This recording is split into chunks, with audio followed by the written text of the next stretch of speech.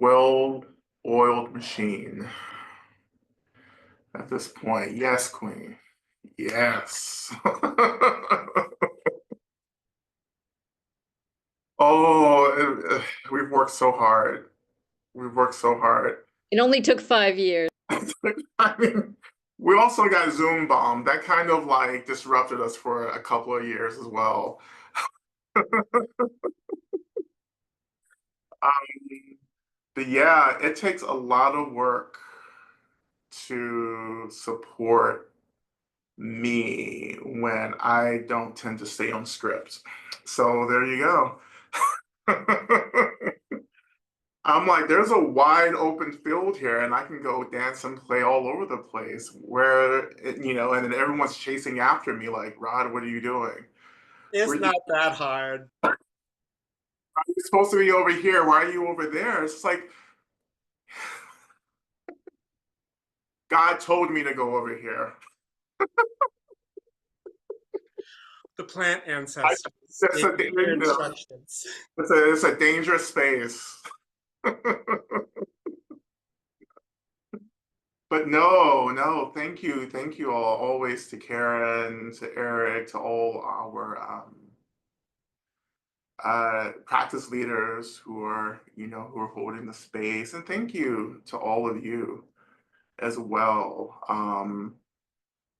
for being here, for trusting me, trusting the space, trusting the team, but really mostly trusting Medicine Buddha as well. This is profound work that we're doing. This is a profound time. This is, of course, a sacred month for many of us, for our practicing Muslims, in our community as well. This time of deep reflection, of remembrance, right, of honoring, um, what God is telling us. So this is, yeah, this is, again, just really important for us to be here. But before I get into all of this, I'm trying to, before I get off on these tangents, really make an effort to acknowledge the land, to acknowledge the ancestors as well, not as an afterthought, but as a before thought, right?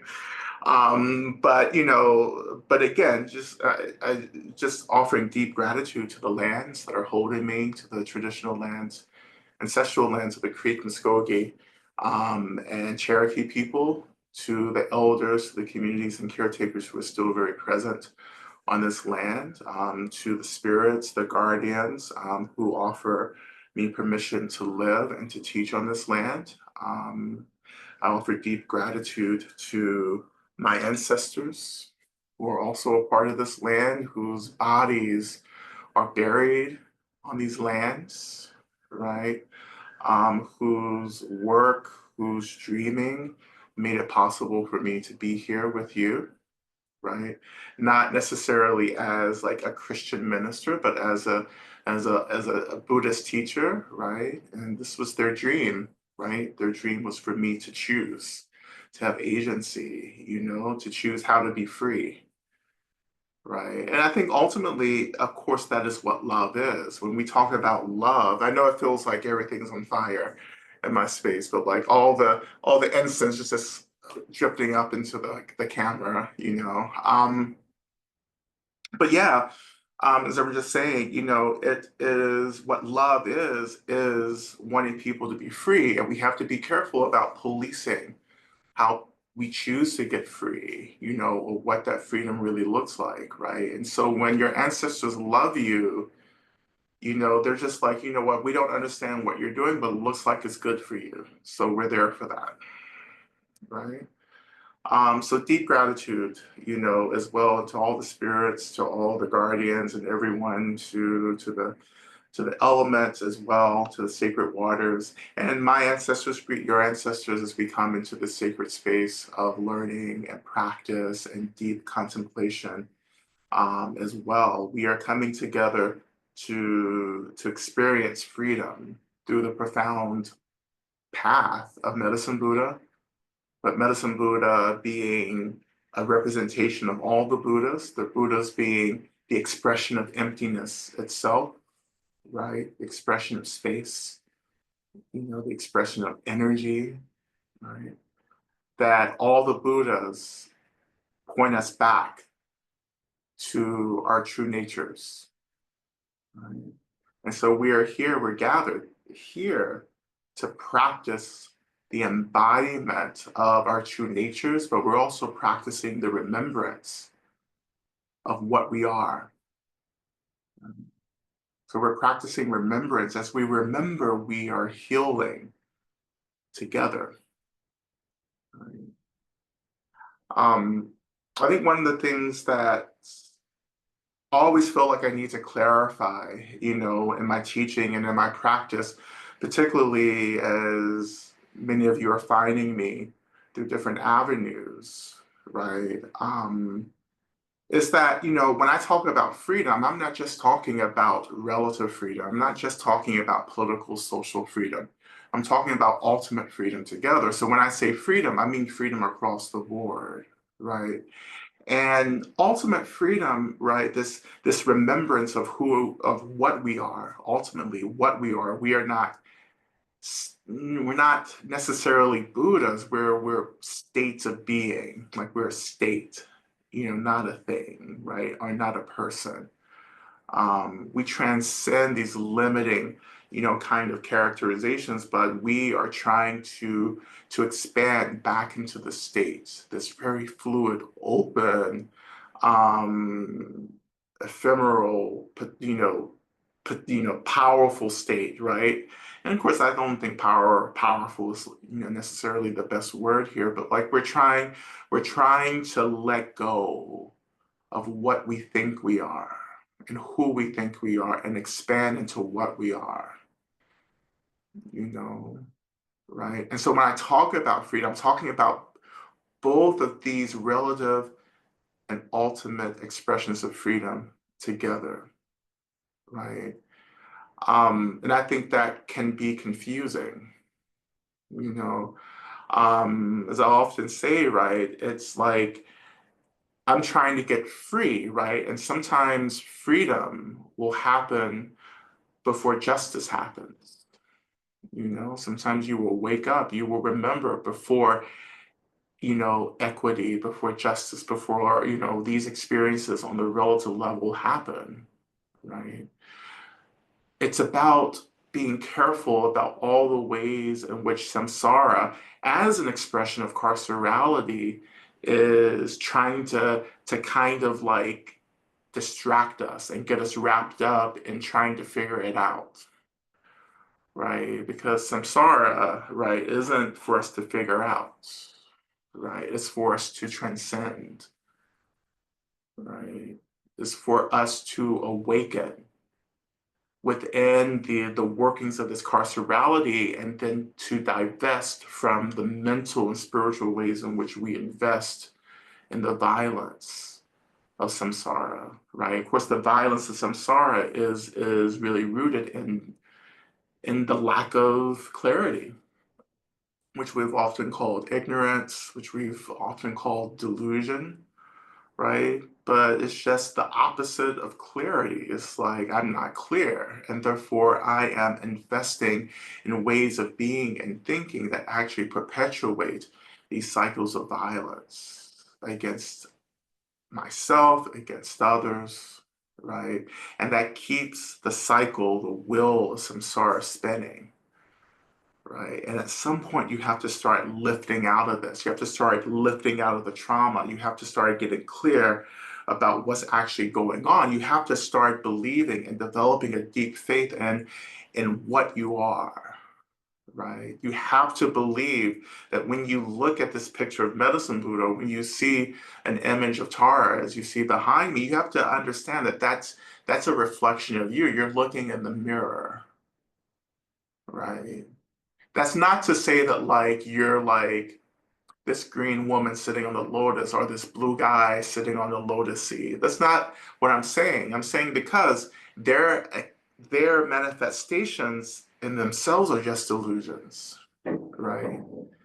Right? It's not saying that like, oh, I am this blue guy on the lotus. What I'm saying is that when you look at these deities, you have to first remember that these deities are just expressions of something more profound, more grander, also something just very simple, which is emptiness. But emptiness isn't this kind of harsh, sharp, nihilistic thing. Emptiness is actually the real experience of complete unlimitedness, boundlessness. It is the state beyond the limitation of self or ego, which is already overwhelming because all we think we know is the ego, are the boundaries of the self-contained self, which is in Buddhism, of course, the self is just a bundle of perceptions and thoughts and feelings and colors and smoke and mirrors, right? There's no there, right? Which is what sets Buddhism, apart a little bit because we're saying that there's no there, you know. But if we had to say something was there, we would say, oh, emptiness, energy, right? Consciousness, right? Energy that knows, right? You can say that's there, right? But to go further and to try to like pull that together into some other kind of identification is actually to betray the truth of what enlightenment is, right? Some of us can't handle like the potential and the reality and the truth of what we are, so we shrink because that takes less responsibility to deal with, right? Right. And then we in the carcerality of this, like we force others, we project our own insecurities onto others, forcing them to shrink. We police others because we ourselves are policed. And we police ourselves and we submit to being policed because like we actually don't know how to handle, our true natures, right? And the problem is we're trying to handle it instead of allowing it to be. Like I'm not trying to manage like my awakened nature. I am just trying to like open. There's nothing to manage, right? But if we stay really aligned with this sense of ego, this really self-contained sense of self, then there's always going to be this management, there's always going to be fear, there's always going to be this policing, right? And we don't want to let go of that self-contained sense of self, right? Because we find the self, we find the ego really comfortable, even though that experience is nothing but suffering, right? And we may not think it's suffering only because we've normalized suffering. We say, well, this is how it is, right? This discomfort, that we don't even know how to name anymore because this is all we think we know, right? But to start divesting from making suffering normal and saying, you know what, I do not deserve this. Why I don't deserve this because none of us deserve this. We're awakened beings. Like we are expressions of bliss, right? Why are we suffering? And why are we consenting to the suffering? Right? We're suffering because we forgot. Like we got distracted, right? And here we go. Like here we are, right? And so Buddhism is, as embodied by our historical Buddha, Shakyamuni Buddha, but that has been embodied by many Buddhas in the past because, Shakyamuni Buddha is not the only Buddha to emerge in a world system. But our historical Buddha came and said, okay, like this is my take on spiritual liberation. You can take it or leave it, right? Because quite honestly, there are many. We're in a very fortunate world system to have many options, right, to ultimate liberation. Buddhism is just one of them. Buddhism only exists in the relative. Buddhism is not an ultimate expression, nor is Christianity, nor is Islam. Like, it's across the board. Like, these are things that we create to make sense of what seems too expansive to hold, to relate to, right? Therein also lies the problem. Like, it is our struggle to make sense of something that actually transcends the limitation of our rational or conceptual minds, right? And we keep creating these things, these ideas, these dogmas, these beliefs, which in fact become further layers that entrap us into this very experience of carcerality, so you can call that religion, maybe, right? But the point is to keep transcending even like ideas, even dogmas that themselves are even liberatory. Like, you have to transcend even the idea of liberation to get free, because at that point, when we get to the end, when we get to the very end, you know, of this awakening process, of this remembering process, in order to really return back into full remembrance, to restore our memory completely, we have to let go of even the idea of liberation. Like, everything has to be let go of. Like, everything that we've clinged to get awakened, to remember in this body, in this life, everything has to be left in the relative in order for us to ascend into the ultimate, right? You can't take the relative into the ultimate. That's not how any of that works, right? Every tool, every relative tool that I've used to get to the end has to be put to the side, right? You have to say thank you. Thank you to the Buddhas. Thank you to the Bodhisattvas. Thank you to these dharmas, to these spiritual teachings that have gotten me this far. And now I have to let go of you, because now you are keeping me from actually expanding into what I am, to remembering, right? Because if I don't let those things go, then I will continue to cling to them, thinking that that's the point, right?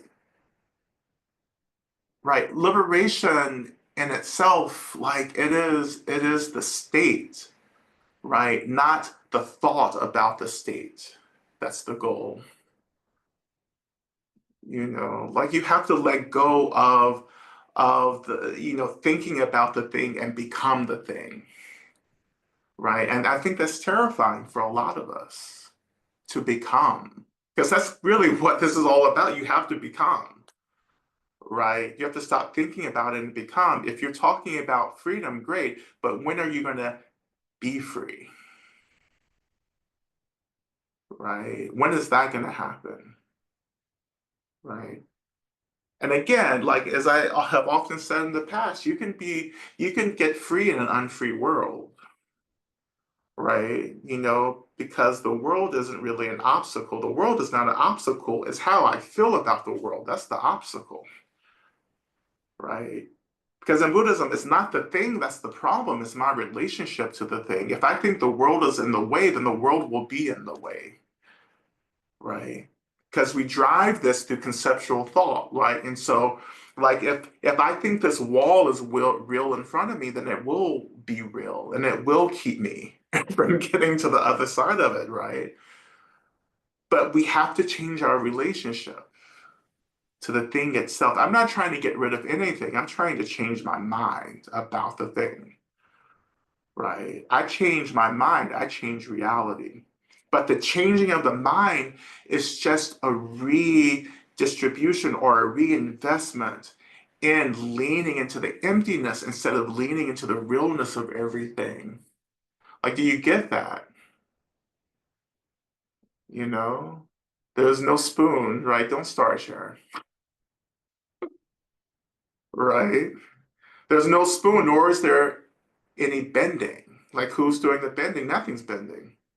Like, there was no spoon to begin with. There was no such thing as bending around anything. Of course, it took me 20 years to figure that movie out. But, you know, like, we look at the world right now in this moment, of real systemic collapse, which is, yeah, it's collapsing, but it's collapsing back to something that's actually much more liberating. It's returning us back to something else that we've gotten very, very far away from. systems and institutions have taken us very far away from our experience of indigeneity. Indigeneity meaning like deep connection, real connection, rootedness to the earth, being of the land, being of the natural world, right? Remembrance of what we are. Like that's the indigeneity that this moment of systemic collapse is returning us back to, right? But in this moment, like you have to see and have some inkling that this is just an illusion, this is a dream, right? Even though it feels real, it is can be real relatively, but also an illusion ultimately, right? And so we move through this time, and yeah, and it's real concern, it's real fear for ourselves, it's real fear and concern for our communities, for our beloveds, for our loved ones across the board, absolutely, But this is the task, right? No matter how intense the suffering is still an illusion, right?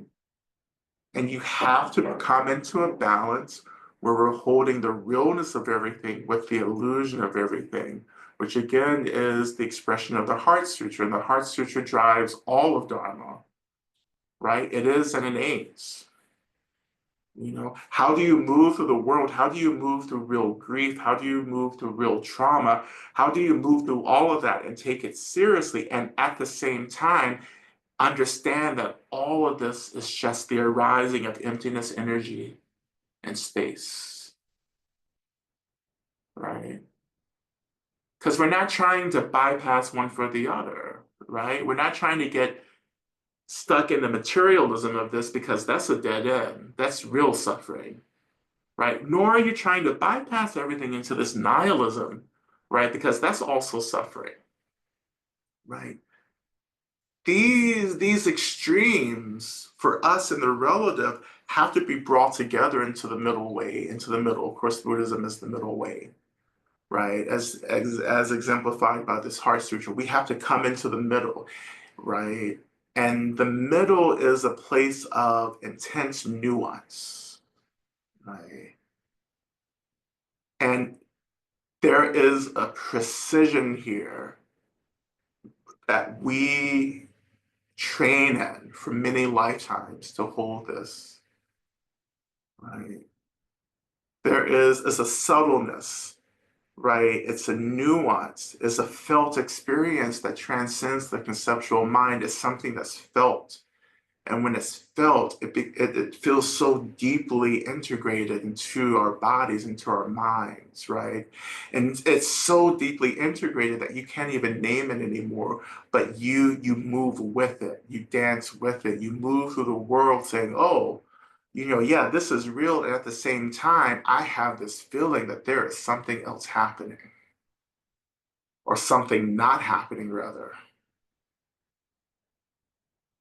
That's what we're trying to get to. This is Buddhism. This is Dharma. This is the Dharma of the Buddha, of Shakyamuni Buddha, right? The middle way. Not to bypass, but to integrate these extremisms, right? Or extremism, bringing all of this together into this one experience where we're able to move through the world and say, yeah, I'm in the world, I'm in my body, I'm having these experiences, I'm suffering, but I'm also dropping it like it's hot, and I can do all of it. And at the same time, I know that I am more than this. I am beyond being more than this. Like we begin to understand that what we are transcends everything that we think we understand, right? And that these practices are pointing us there, right? But they're not taking us there, right? We're just saying that go in that direction. That's awakening. That's enlightenment. Just go there. Keep doing that, right? And it feels like you're going somewhere, but you're not going anywhere because there was never anywhere to go because we haven't gone anywhere. We were never anywhere to begin with.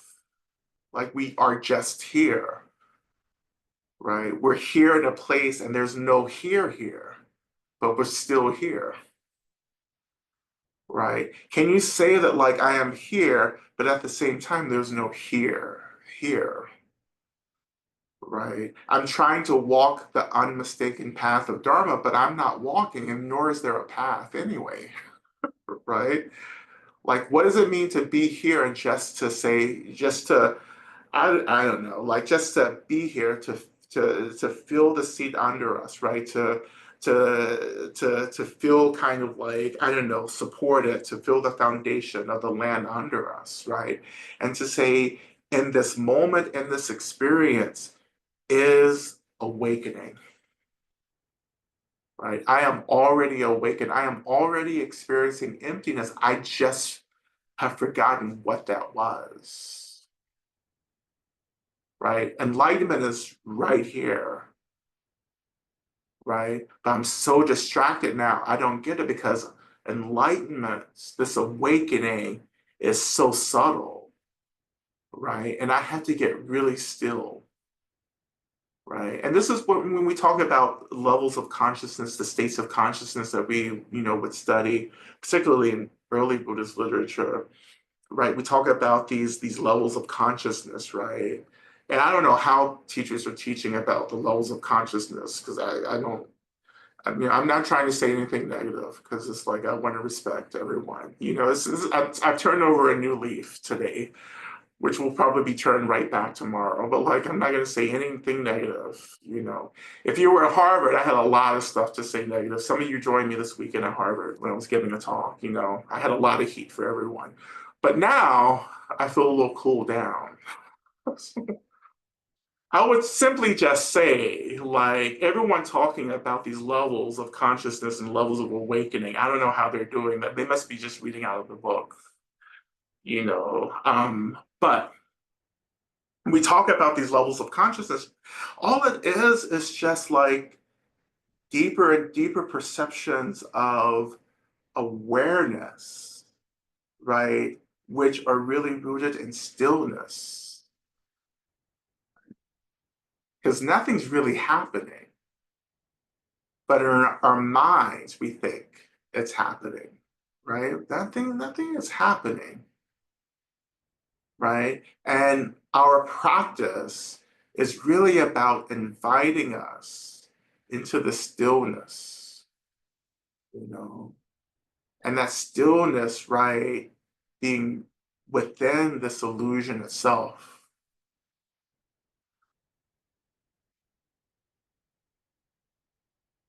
And that's what we're trying to get back to is the stillness. It's the stillness beyond the fear, beyond the trauma, beyond the terror. It's the stillness beyond, I say beyond, but it's not beyond, right? It's the stillness that is within. It is the heart of the fear, the terror, right? It's the heart of the anger. It is the heart of desire, of craving, of clinging. It is at the heart, right? But we get so distracted with reactivity.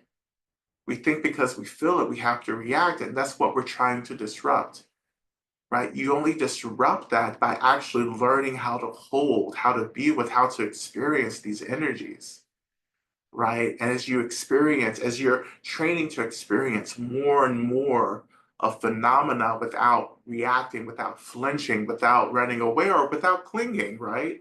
Like the more we're able just to hold the space, just to be the space, and to let these experiences rise and fall, come and go, take on these different shapes and masks, and do all kinds of drag, right? Just if you just let it keep doing that and you just hold your space, right? Just witnessing, just experiencing, right? This is what the Buddha was experiencing in his final, kind of periods of awakening. After I don't know, I think when he finally just let go and left all of these teachers and just kind of sat under the Bodhi tree, particularly after he started taking care of his body, once he started eating again, I think This is the states of awakening that he was moving through. It was like, let's get subtle,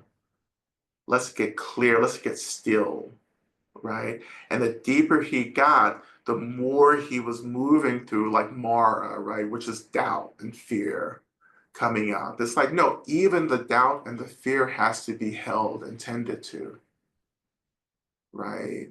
Even in this moment of real danger, for many of us, this is still the practice. The practice doesn't change in good times, nor does it change in bad times. The practice is what it is, right? In the face of imminent death, in the face of imminent violence, this is still the practice, right?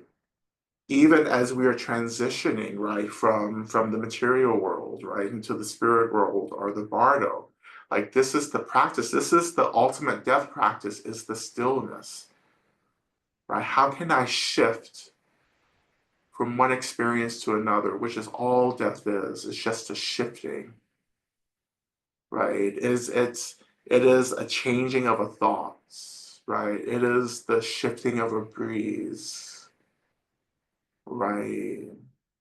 Just the stillness that takes us into another different expression of what we are, right? And even in the spirit world, as consciousness, as energy bodies, right? The practice is still the same. The practice will always be the practice until we remember, right? And then once you remember what you are, you're like, how, you'll say, how the fuck did I get there? You know, it's like the times where you've been zoning out. You know, you zone out for like 5, 10, 15 minutes. I tend to notice this sometimes when I'm driving. Like I'll get somewhere, I'll be driving for an hour, and then I'll be like, wait, how did I get here? Like, I don't remember this. I was like, this feels dangerous, you know? Like, how did I just zone out for an hour, you know, driving a car? You know, or when I'm on the phone in the car, that's the worst. You know, like how am I on the phone driving a car and not dead in an accident, right? But then you wake up and you're like, whoa, what was that? How did that happen? That's what awakening and remembering will be like. You know, it will be like, oh, wait, what was that? And then all these countless, overwhelming, intense lifetimes will just dissipate in a second, you know? Because it seems like forever trying to remember, but once you remember, all that disappears because you were distracted, you know? When you're distracted and you wake up, you don't remember what you were distracted by. You don't remember everything that happened. That's the same thing that will happen when we awaken, right? It's just like, oh, what was that? What were, you know, I guess I've done this countless times, but it just feels like a second, right? And then all the resentment will dissipate, right? Because it's easy. That's part of the like the fear that we have is the resentments. You know, because once we get free, we feel maybe some of us feel that we'll resent everything that's happened. Like you won't resent it because it won't be an issue. Like you're gonna try to resent a second, you know, of being distracted, even though being in that second felt like forever. Right? You know, it's just, yeah, it stops being of importance. Because once you get free, you're not standing there going and looking back at that place of incarceration going, oh my God, you know, you're not sitting there. You're like, let me get the hell out of here. Like I'm done, right? I've done it. It's finished. Time for me to go and enjoy this liberation, right? But then like if you're a good person, if you're a good being, you'll come back. You know, you'll come back and help, right? But you don't have to. You know, you don't have to. Lots of beings don't help, you know. I have a practice where I kind of put some pressure on beings to get involved. which is just a prayer. It sounds like a threat. Maybe it is kind of a threat, but like I'm not in a position to threaten any being, right? But like part of my prayer is that like if you're not involved, please get involved.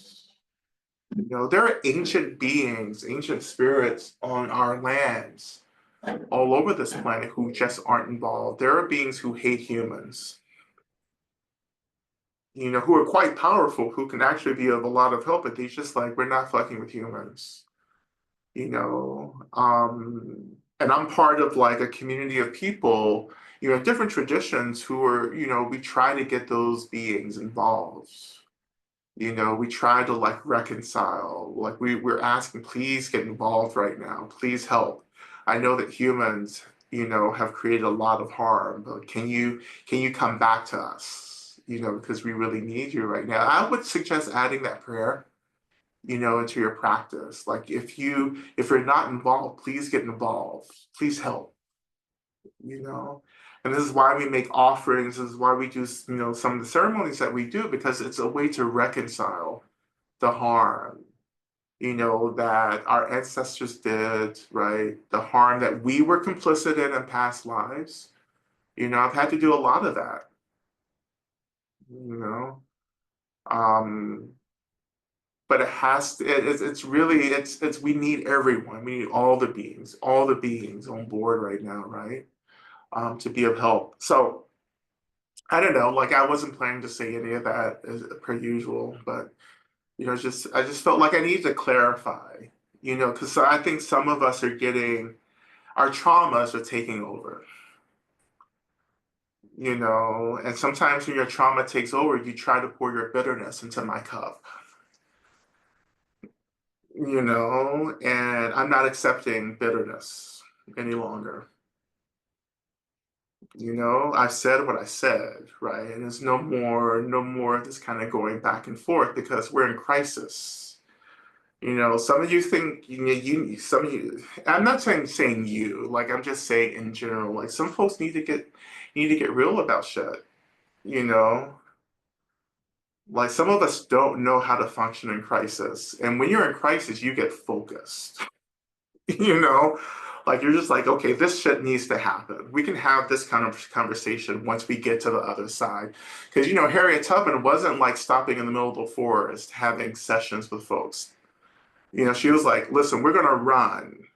And once we get to Philadelphia, or once we get to Canada, then we can have that conversation. Right? You can tell me how unsafe you felt when I was threatening you with this gun. Feel free we can have that conversation, right? Until we get out of this, let's focus, right? You know, this is why not all of us are ready to get free right now. Some of us are much more loyal to our trauma than we are to liberation. And that's okay. I think that's fine. Like, I'm not trying to judge that. I'm just saying that we're all at different places with this, you know? Like, I wasn't born woke. Like, it's taken work. I mean, not that I'm woke now, but like, it has taken decades of really intense practice to get the point. And it's taken the kindness and the real dedication of a lot of teachers and guides and elders who had a lot of patience with me when I was being real sassy, and, back talking and all that stuff that I used to do, you know. Like I blame it on youth, but, a lot of elders and teachers held me, when I was just like a monster, you know? And this is what I am offering back to others is the same patience. Like, 'cause I get it. I didn't understand the elders when I was young, right? But now as I enter into my eldership, now I get it. I understand it. And now it's time for me to start taking the place of my elders as they begin their transition back into the bardo and the spirit world, right? This is the cycle, right? We have to hold the intensity of youth and energy, and ideas. We have to hold that. As elders, you have to hold that, right? And to be an elder doesn't mean that you're old, right? Like, it doesn't mean that you survived. An elder is someone who recognizes their position in our communities and who is actually willingly and intentionally holding space for generations coming up, who are intentionally sharing that wisdom, that insight with the others coming up, you know? And some of us are becoming elders sooner than we realize, right? And that's part of it. You said yes. At some point, you said yes to this. And to trust that. If you're being invited into something, you have to understand that you said yes, right? To consent to it, right? This is the cycle. This is what we're trying to reestablish in this moment of breaking down, of systemic collapse. We have to get back to the natural cycles of being human and being in community and being with the natural world. Like, we've transcended the reality of cycles, right? And we think that we can dominate and control the cycles, when in fact the cycles are these natural currences, of the phenomenal world. And if we learn how to roll with it, we enter into this really beautiful, authentic, simple expression of what we are that's not so complicated, right? That's not so manufactured, right? Like, the simplicity, even in this time of intense everything, like, we have to return back to this way of being, right? And we have to mourn all those around us who weren't ready for this, right? And this is when you begin to make your vows that I know that, like, I can't help you now, but I promise to return. I promise to catch you when I have reached the goal, you know, like, I promise to return. That's something that's important for us to really take seriously as the Bodhisattva vow, or as the New Saints vow, however you think about it, right? It's like, I promise to return. I know I have to say goodbye. Like, I know I have to leave, but I have to go and bring about this new world. I have to go and become what I need to become, because the ultimate way to be of benefit is to get free, right? I have to get free, and when I get free, I will have what I need to return, and you will, right? And I want us to work with that heartbreak. I want us to work with that disappointment, of having to say goodbye. Like, thank you for everything, and I have to say goodbye for now, but I will come back. I don't have everything that I need. I don't have the resources to do this now, right? Because if I try to do this, then I'm going to get dragged back into this, and none of us are going to be able to get free for a long time, right? This is the hard part of the work. This is the hard part of my work, is to be in the world and to have this level of insight and clarity, and to hold my own brokenheartedness, But that's also supported and tended to by this deep felt experience of the illusion itself. It's like, okay, like, we're circling in something that's violent, but at the same time, it doesn't exist, you know? Like, so emptiness, once we practice with it in a really skillful way, it becomes this medicine that begins to take care of us as we move through the realness of the relative. It's not for us to bypass into it, but emptiness is holding us. It's giving us perspective right now, right?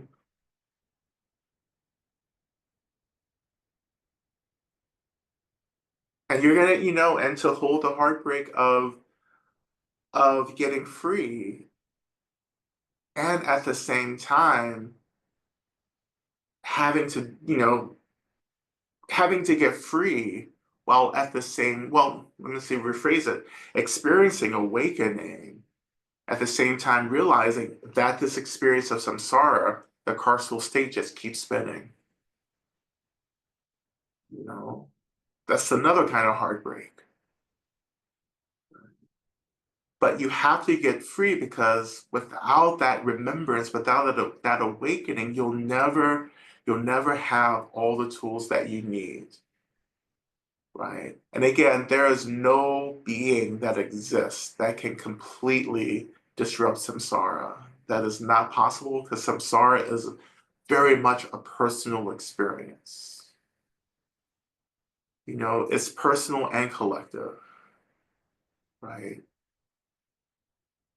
So samsara is something that, yes, we rely on others like the bodhisattvas, the Buddhas. We rely on awakened beings, whatever. We rely on beings who know to help us, but we have to do our individual work. You know, like we have to consent to liberation work for ourselves and join that with collective liberation work. So we start lifting ourselves up together, but you can't lift someone up who's not consenting to freedom, right? You may think you're doing that, right?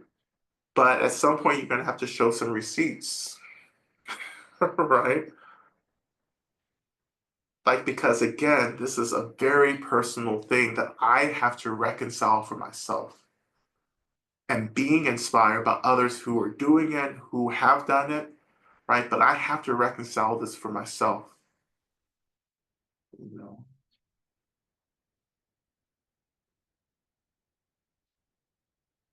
So let's transition a little bit into just a little bit of practice, just like practice light.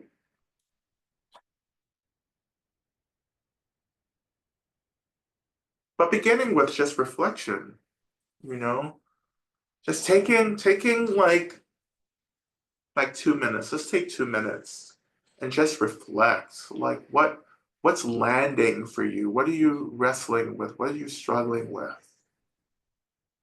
Right? Where are you feeling this teaching? Where are you feeling it at? Um,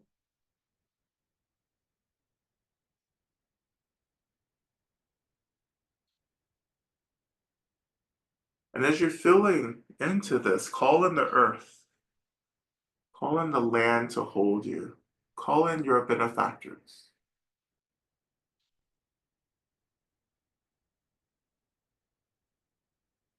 Because yes, we have to consent to liberation individually, but we don't have to do it alone. Feel the support of all your guides and mentors and elders and the elements, you know, of the ancestors.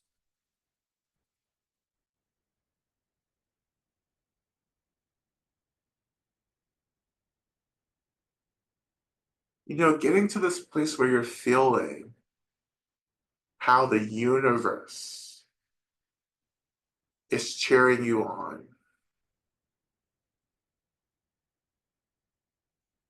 Like the universe, whatever the universe is, right? The universe wants you to be free.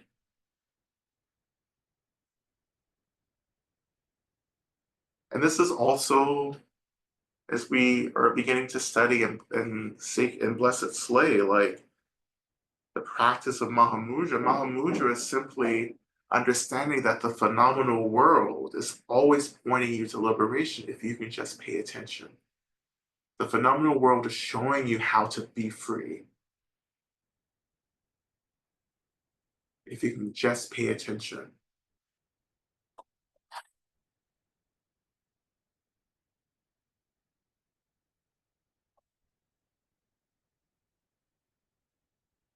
It's another minute here.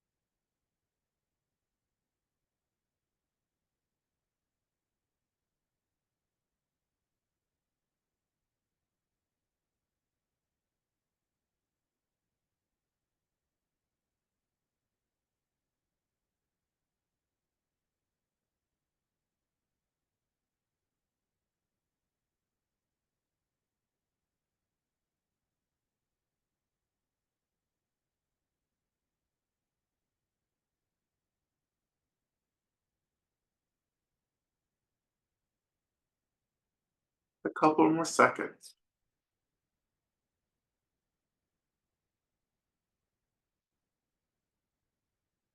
And so as we continue, I invite you in this moment just to let go. Let go of thinking about anything, particularly wrestling or with these ideas or just like trying to make things make sense. Let that go, right? Offer these thoughts, these concepts, all these struggles into the emptiness of your mind, right?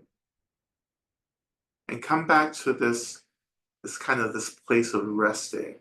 When I say rest in this context, letting our awareness rather just float within what we call non-conceptual awareness. So just letting your awareness be, your knowingness, letting it hold everything, not focusing, not thinking necessarily, but just letting your awareness be. Yes, there are thoughts that will come and go, there are narratives that are present, right? So just let those be there. Because again, it's not the thing itself, it's our relationship to the thing. So a thought can be a thought. The thought can be there. The story can be there. And I can just hold space for it. I don't have to react. I don't have to engage. I can respond if I choose to respond. But right now, we're not even doing that. Matter of fact, our response is just holding. Our response is non reactivity.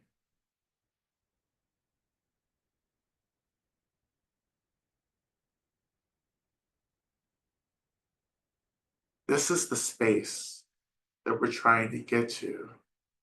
And as you're sitting, as you're being, I'm just going to read through Sopa Rinpoche's heart advice prayer. Right? And he begins by saying, be not distracted. Be not distracted. Right? This is where we're practicing not being distracted. Be not distracted. Show up to this moment. Pay attention.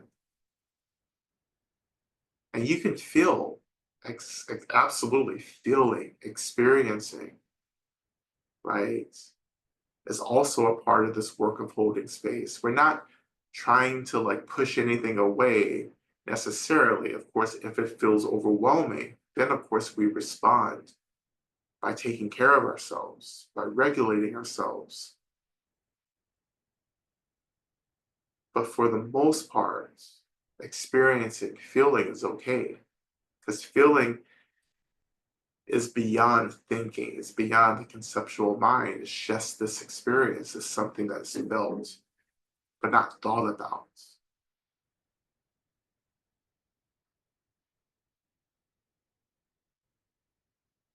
The Soka Rinpoche continues as he says, plant the watchman of mindfulness.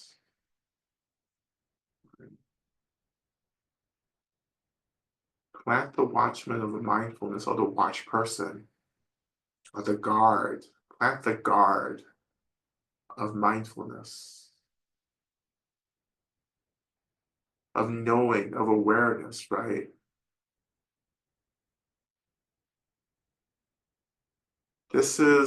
We call mindfulness a guard because this is the awareness itself of what's arising, is how we're able to respond in a way that's liberatory, not necessarily in a way that increases suffering or delusion.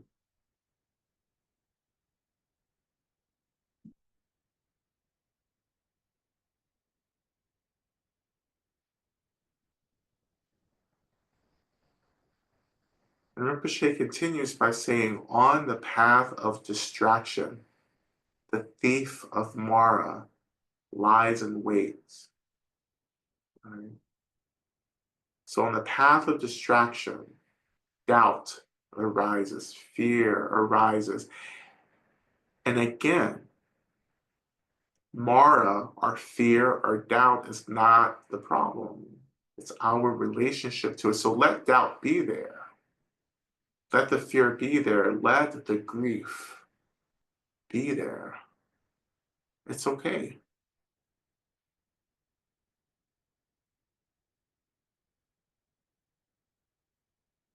Because the mind of attachment and aversion is Mara, regarded as illusion, free from all duality, right? So everything that arises is this expression of emptiness, of space, it's energy. It doesn't have to be a thing. It can just be an experience. And if we let it be an experience, then the space opens up, then the fluidity opens up. We're not so rigid, we're not so limited anymore.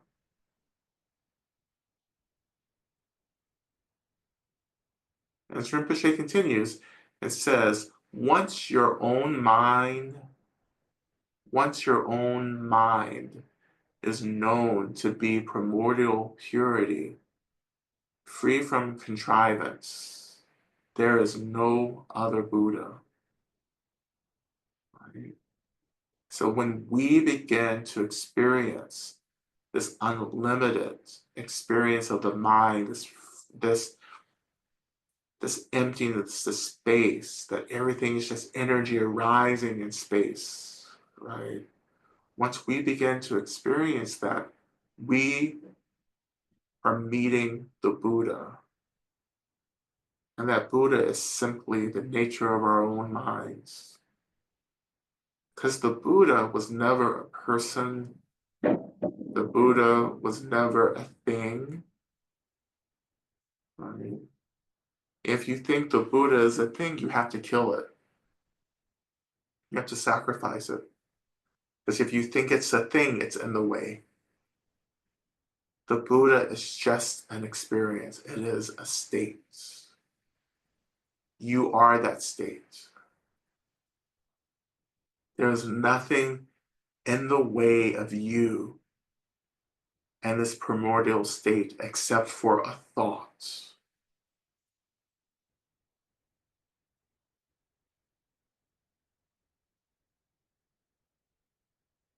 So when you're experiencing that emptiness, that space, then you are looking at your own face. This is your true face. Beyond the trauma, beyond the silliness, right? Beyond the distractions, the unlimited, boundless expanse. That is your true face. I mean, can you dig it? Right. I mean, I am serving a hot dish here. Are you eating it? This tea is hot. Are you sipping it? Can you get with it?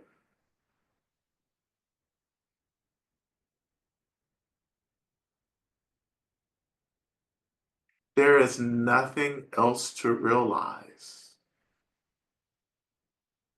There's nothing to figure out. So rest, rest. Not go to sleep, right? We're not trying to go to sleep anymore. Sleep and rest are not the same thing, but rest. What does rest mean right now? In this moment, rest means that, like, I let go of always creating and just abide, just be. Letting go of trying to fix everything, trying to modify everything, trying to clean everything up. Just let the shit be. Right? If the room is messy, let the room be messy. Let it go and just be. There's nothing to worry about. There's nothing to plan for. There's nothing to think about. Just be.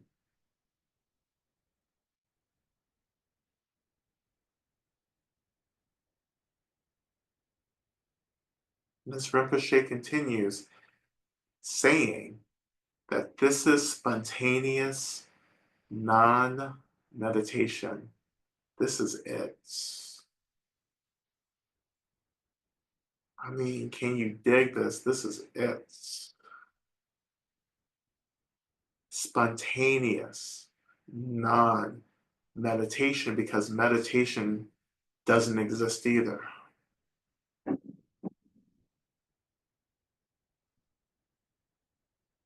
So if you think you're meditating, if you think you have any notion of practice, it's my fault because I said we were practicing. But let's let that go. Let's push that to the side. We're not practicing. This is just spontaneous being. I'm just being. And just get clear, this isn't about things disappearing. Your shit is still there. The room is still messy, relatively, right? But you're just letting it be. You're not trying to clean it up, nor are you trying to make it worse. You're just like, this is it. Abiding, spontaneity.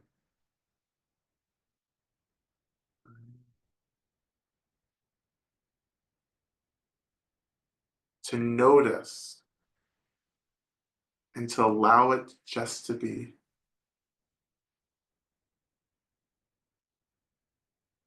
This is the Buddha's seat, which is your seat.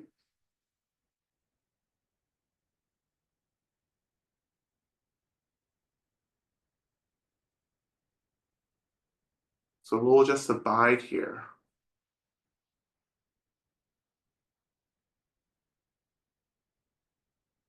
Just be here.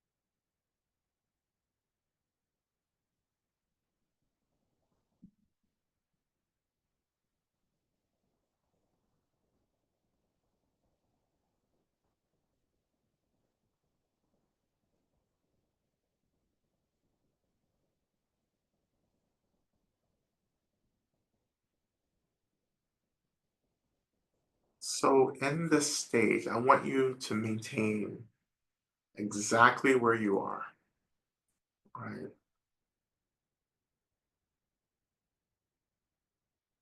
And feeling the earth, the energy of the earth rising to hold you in this state. Feeling the wrapping of emptiness itself, even as the earth rises, feeling the emptiness and the energy of the earth.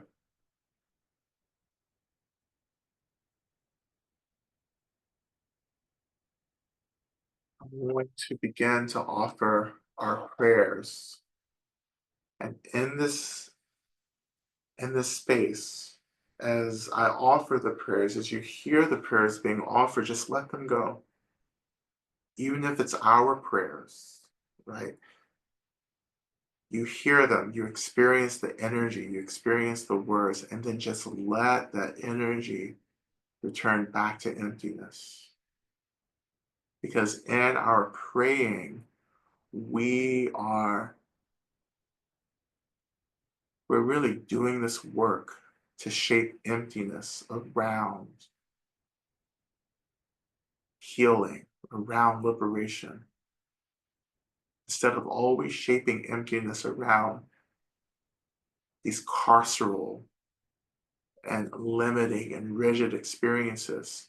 These prayers are actually shaping emptiness around space, around balance.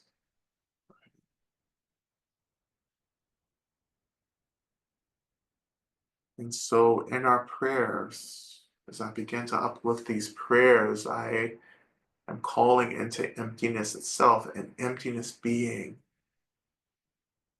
the roots, the heart of all the Buddhas,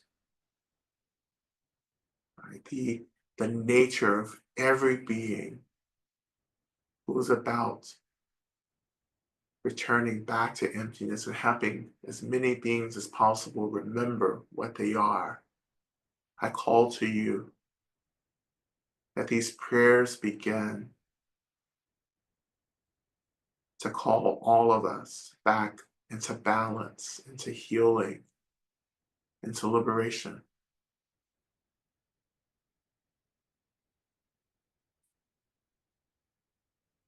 We're offering prayers for the earth and for the wisdom to know how to tend to the earth for the highest good of all beings.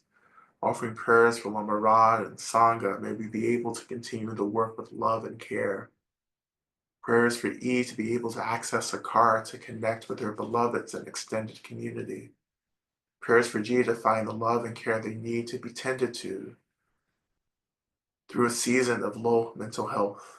Prayers for K to receive the care and resources needed to break free of harmful family cycles.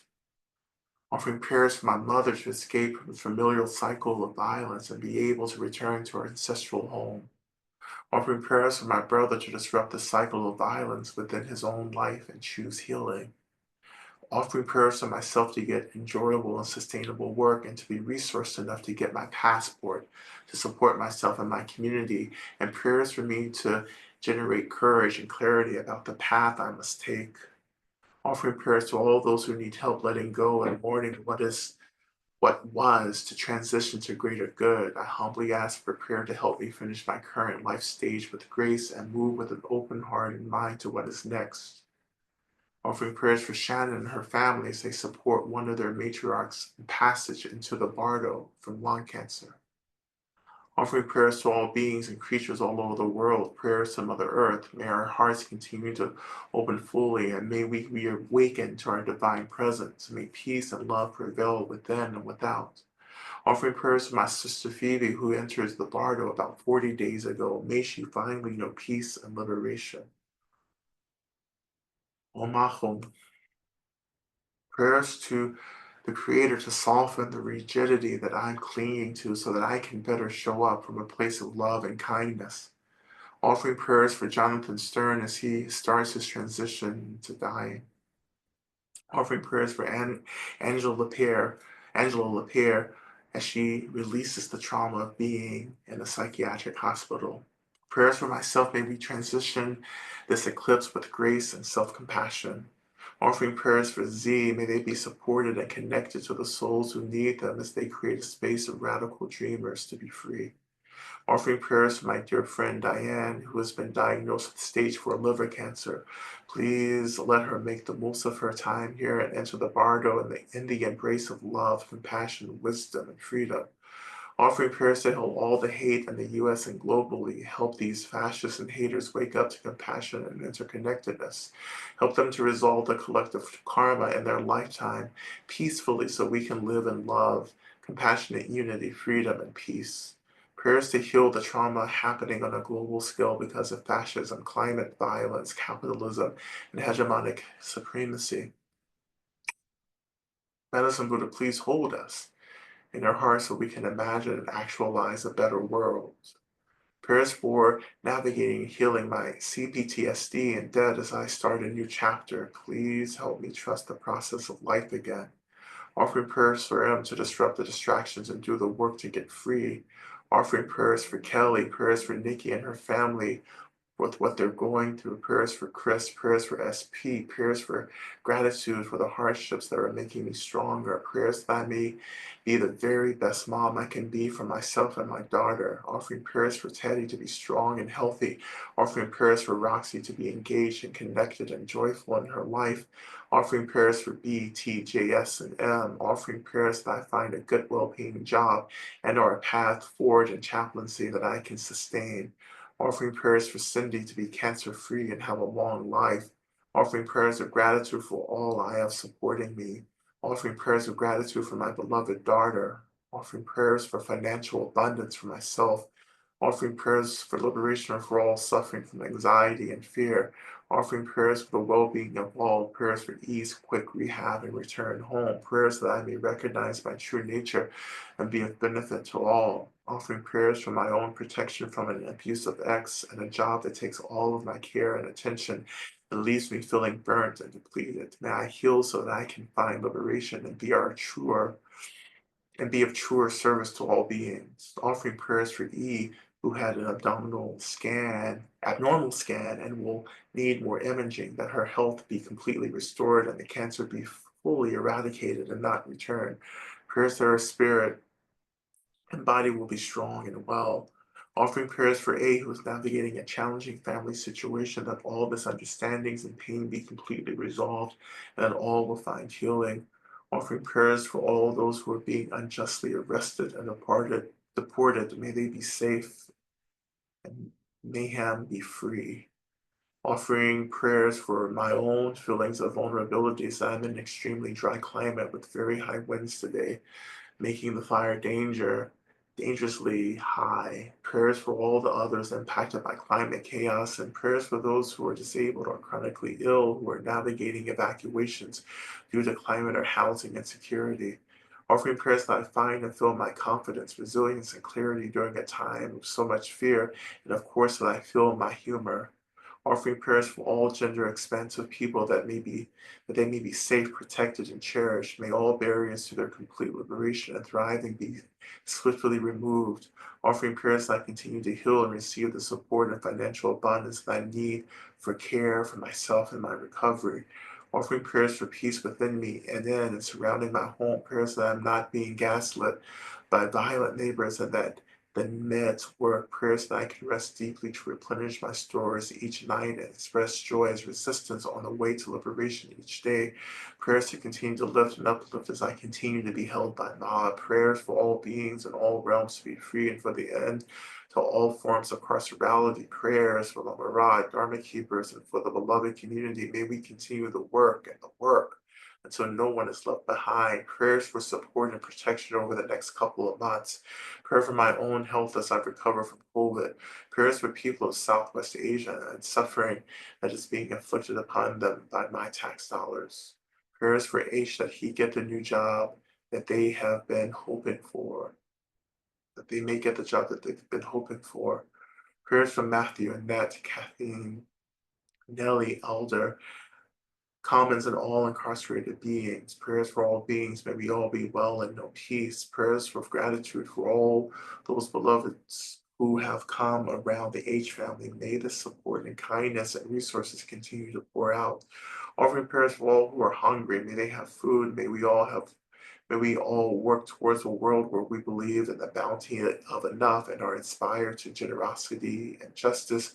Offering prayers for my beloved. May they be loved and cared for. May they be free. Offering prayers for freedom. Prayers that the universe continues to support me and increases support on this journey to provide what the world needs at this moment. Prayers for my heartbreak. Prayers for my brother-in-law, M, whose pay has been cut as his federal job and his union has been dissolved. May the family find a way to support each other through this financial uncertainty. Ashe.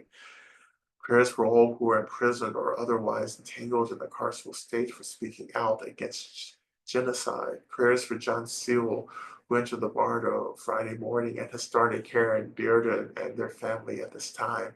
Prayers for my family, for my children and their children, especially my son Jamie, whose job is now at risk.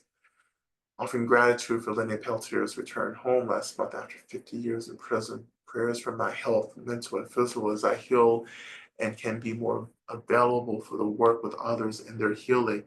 May we all be free and know the truth of our nature. I offer prayers for Ruby as she transitions into the Bardo. I offer prayers for Bev as she has transitioned into the Bardo. May the ancestors guide her and support her in her awakening into her ancestorhood. Continue to offer prayers for the liberation of all beings, prayers for the complete abolition of all systems of violence and harm. Continue to offer prayers that we remember as quickly as possible what we are. May we all remember as soon as possible. Just allowing all of these prayers finally to drift into emptiness, to trust that emptiness will begin to be shaped around what we most need for ourselves and for our beloveds. Letting everything go, returning back to holding space for everything, for being, resting.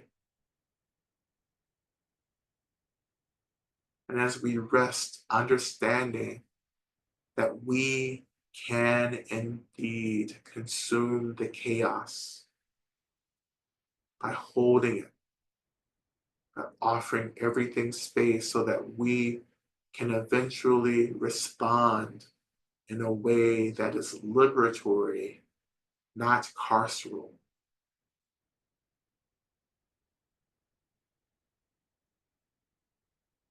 May we continue to consume the chaos instead of the chaos consuming us. May we remember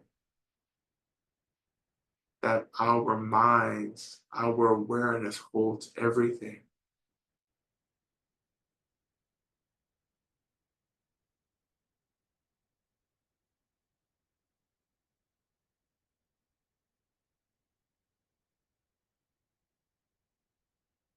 We offer deep gratitude to Medicine Buddha, whose consciousness, being the same consciousness of all Buddhas, is holding us even now.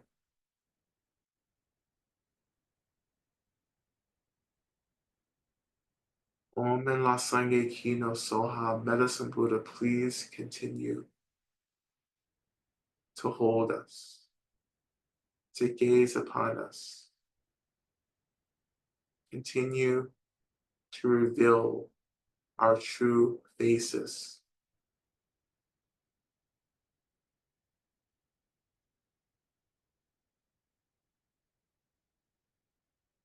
When you're ready, begin to shift our attention back to the sensation of our bodies and the seat under us. As our awareness begins to pour itself into this experience of mindfulness and anchoring, we come back into this moment, into our spaces, into noticing and feeling other phenomena.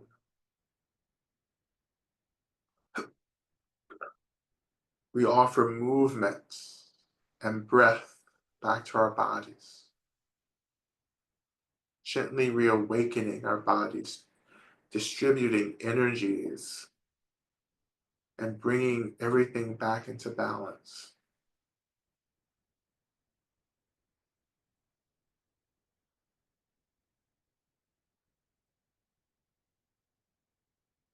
We come back to Shanti Deva's prayer in our chat box.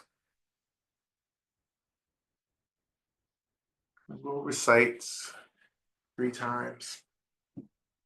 May I be a protector to those without protection, a leader for those who journey, and a boat, a bridge, a passage for all those desiring the further shore. May the pain of every living creature be completely cleared away. May I be the doctor and the medicine, and may I be the nurse for all sick beings in the world until everyone is healed. Just like space and the great elements such as earth, may I always support the life of all the boundless creatures. And until they pass away from pain, may I also be the source of life for all the realms of varied beings that reach into the ends of space. May I be a protector to those without protection, a leader for those who journey, and a boat, a bridge, a passage for those desiring the further shore. May the pain of every living creature be completely cleared away. May I be the doctor and the medicine, and may I be the nurse for all sick beings in the world until everyone is healed. Just like space and the great elements such as earth, may I always support the life of all the boundless creatures. And until they pass away from pain, may I also be the source of life for all the realms of varied beings that reach into the ends of space. And finally, may I be a protector to those without protection, a leader for those who journey, and a boat, a bridge, a passage for those desiring the further shore. May the pain of every living creature be completely cleared away. May I be the doctor and the medicine, and may I be the nurse for all sick beings in the world until everyone is healed. Just like space and the great elements such as earth, may I always support the life of all the boundless creatures.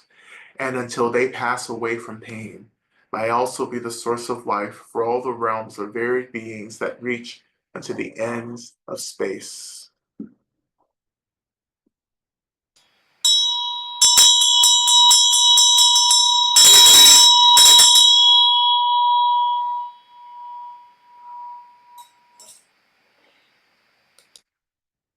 Okay, so thank you all so much for your practice. It's been wonderful.